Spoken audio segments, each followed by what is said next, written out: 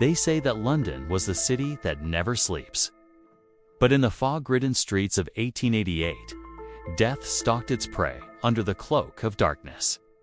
This was the year when terror gripped the metropolis and fear became a constant companion. For it was here that a gruesome tale unfolded, one that continues to send shivers down our spines even today. Ladies and gentlemen, boys and girls, gather round and let me tell you a story of a chilling mystery that has defied the passage of time. A story of Jack the Ripper. Welcome to my channel.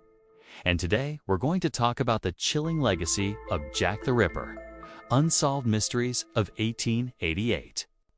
Our journey back in time begins in the heart of London during the Victorian era, a period known for its remarkable advancements, yet marred by stark contrasts between the grandeur of its palaces and the destitution of its slums.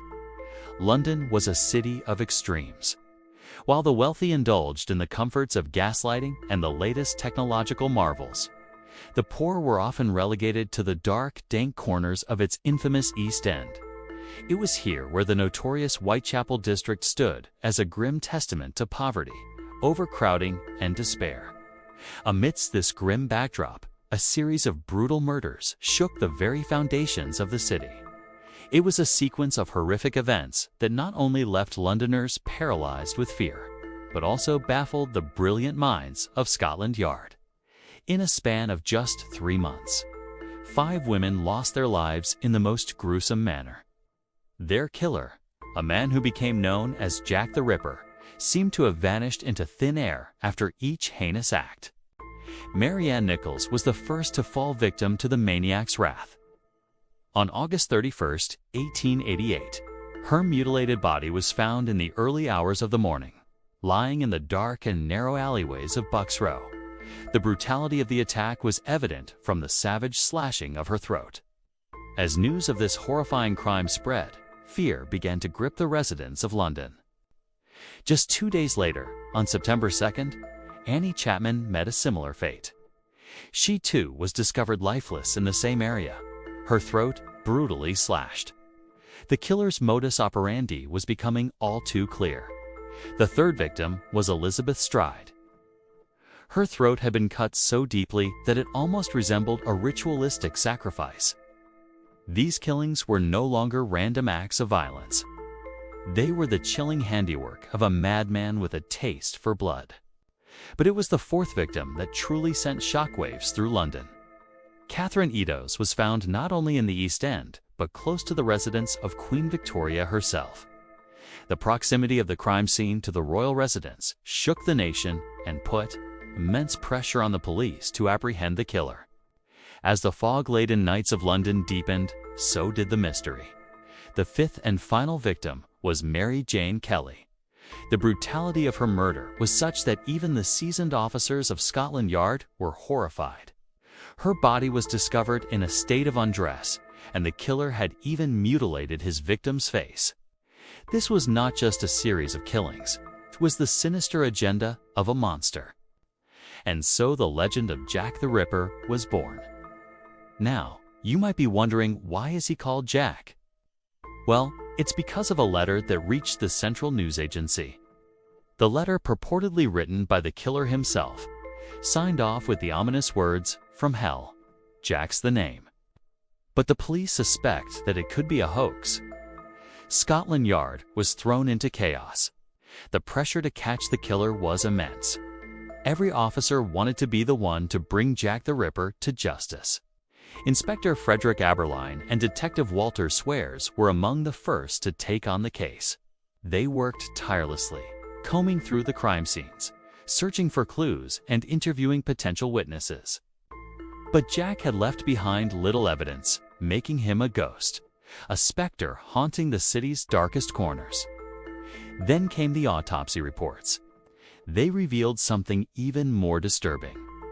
All the victims had been attacked from behind, the killer striking with surgical precision, severing the carotid artery and mutilating the internal organs. This was not the work of an amateur.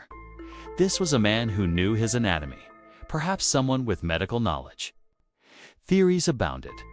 Some whispered that the killer could be a doctor or a surgeon. Others spoke of a butcher with an unhealthy obsession. Even a member of the royal family was rumored to be involved.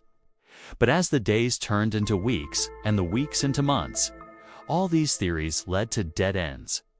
Jack the Ripper had become a phantom, a nightmare that haunted London but evaded its grasp. Was Jack the Ripper a surgeon or a butcher? What drove him to commit such heinous crimes? And why did he choose to strike fear into the hearts of Londoners? These questions continue to echo through the corridors of history, finding no definitive answers. One of the most popular suspects was Montague John Dusay, an artist and writer known for his macabre rod drawings and stories. Could the man who put pen to paper detailing the horrors of murder be the very person committing them? The thought sent shivers down the spines of those who knew him. However, despite the circumstantial evidence, Dusay was never charged. He remained a suspect, a shadow of doubt that refused to be dispelled. Then there was Aaron Kazminski, a Polish immigrant who lived in Whitechapel. His violent nature was well known, and rumors swirled that he had confessed to the crimes. However, his alibi, corroborated by others, placed him at a safe distance from the crime scene. Was he truly innocent, or was he hiding behind a fabricated story? The answer remains elusive. Some believe that Jack the Ripper was Francis Tumblety, an American barber with a strange fascination for dissecting human bodies. Evidence against him included a bloody knife found in his lodging and witness accounts placing him near the crime scenes.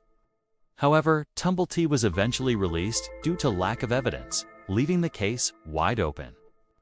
Among the most intriguing theories was the involvement of Prince Albert Victor, the eldest son of King Edward VII.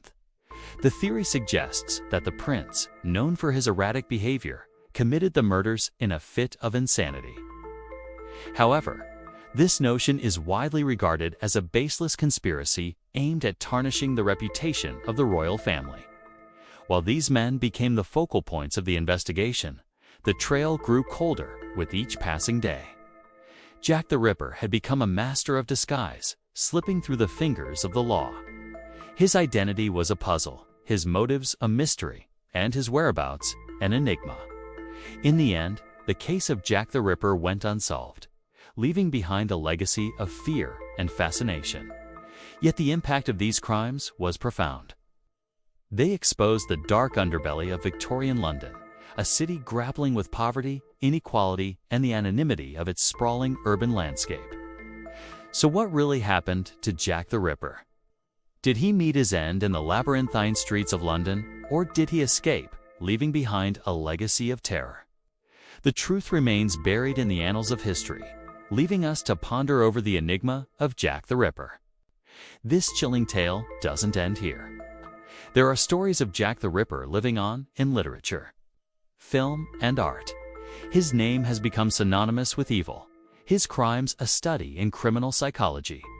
Authors like Stephen Knight and Patricia Cornwell have attempted to bring him to justice through their narratives, offering their own interpretations of the killer's identity.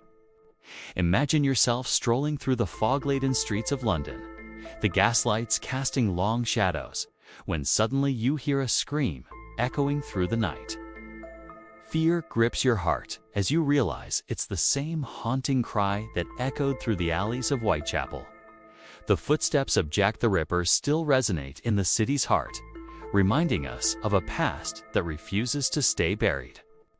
In the darkest corners of London, whispers carry tales of Jack the Ripper's haunting presence. Is he merely a figment of our collective imagination, or does he lurk in the shadows, waiting to strike? You decide. As we conclude our journey through the murky depths of Jack the Ripper's legacy, remember this: the fear he instilled in the hearts of Londoners wasn't just a product of his crimes, but also of the social conditions that allowed such horror to thrive. His story is a grim reminder of humanity's capacity for unspeakable acts. Did you find this video interesting? Let me know in the comments below. And if you want to watch more videos like this, don't forget to hit the subscribe button and ring the bell icon. Thank you for watching.